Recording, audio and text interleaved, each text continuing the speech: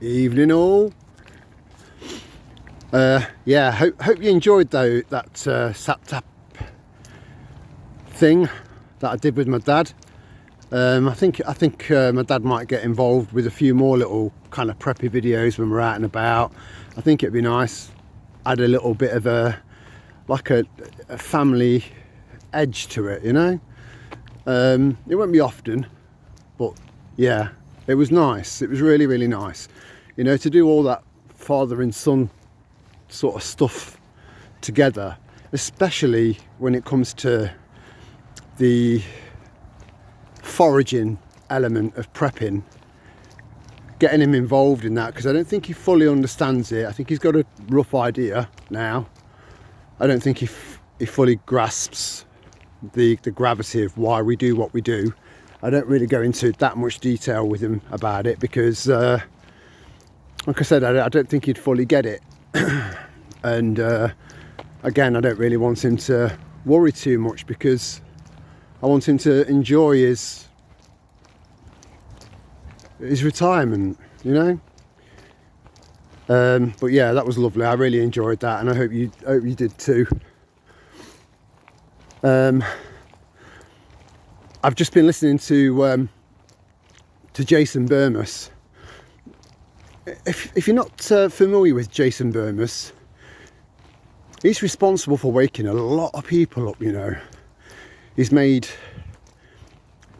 is it 3 or 4 really, really good top drawer quality documentaries. One of them is Loose Change, The Final Cut. That woke a lot of people up. You know, his take on, sorry mate, she's friendly. Zephyr, Storm, this way. And she's got a habit. She didn't jump up at him.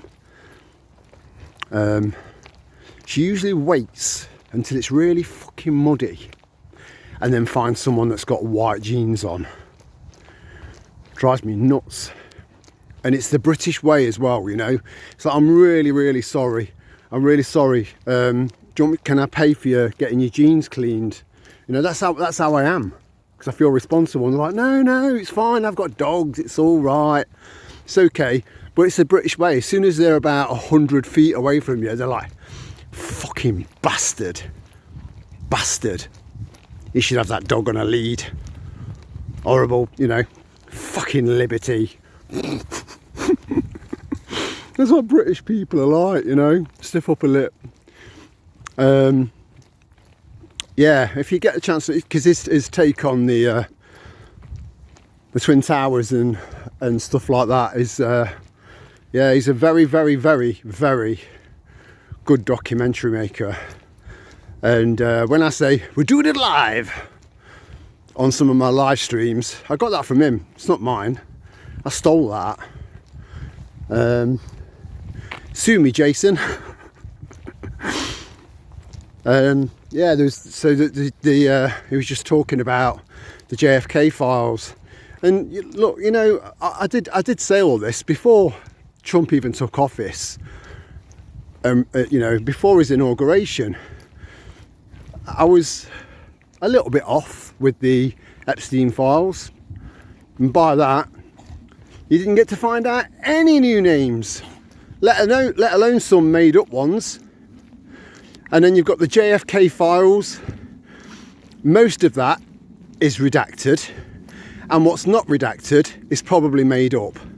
We know that there are people still around, apparently, because he promised to bring all this out and into the light in his first term. He failed the first time, he's going to fail again. We all know that Biden wasn't running America. You know, that's pretty obvious. And this is exactly the same. This is the same. You know, he's still taking orders. But I just don't. I'm just not 100% sure if he's fully aware of that. If that makes sense.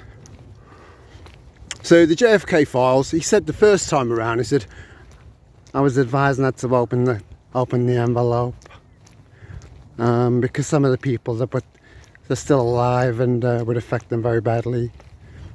So fucking what?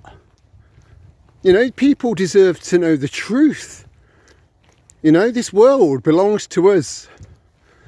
And if you've had a great president assassinated, then we should know the details. Because they know the details. They know everything. They know everything. You know, they're full of shit. I said they were going to be full of shit, and they're full of shit. Martin Luther King, that'll be the same. You'll get to know nothing. Nothing. A fake, shitty administration. You know, it's as bad over there as it is over here. It's just different. That's all. You know, I mean, how many months has he been in now? Is it 3 months?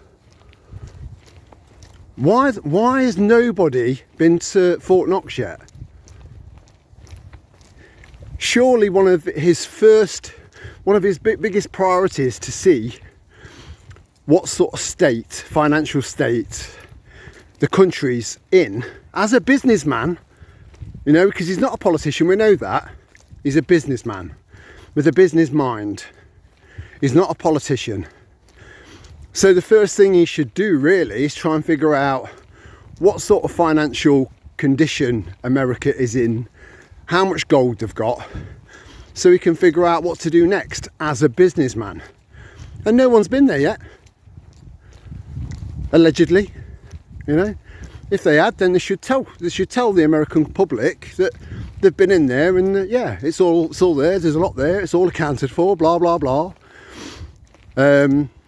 We've had experts go in there and thoroughly check to make sure that it's not gold-plated lead. You know, none of it. Nothing.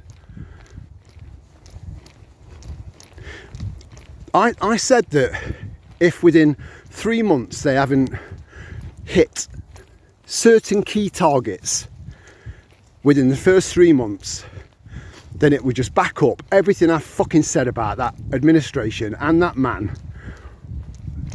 You know? Unbelievable. Unbelievable.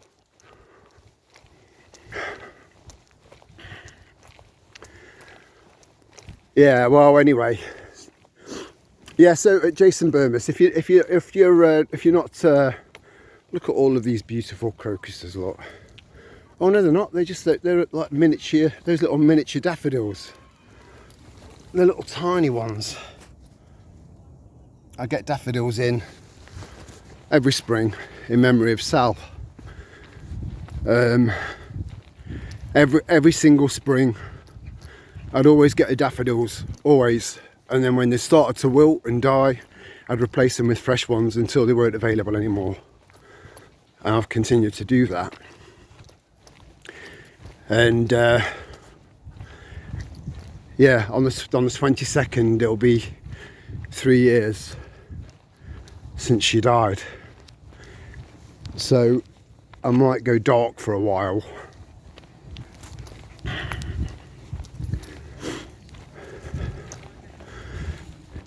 There's never any dogs on here at this time of night.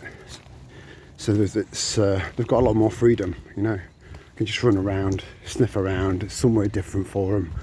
I take them out twice a day. You know, I look back, I wasn't going out once a day. And progress is progress, you know. You have to keep fighting forward and then looking back and seeing how far you've come. And just that one thing, if you can just do that one thing, it will give you a bit of a boost, which gives you momentum to move forward faster, harder, stronger. It will. It makes complete sense, you know.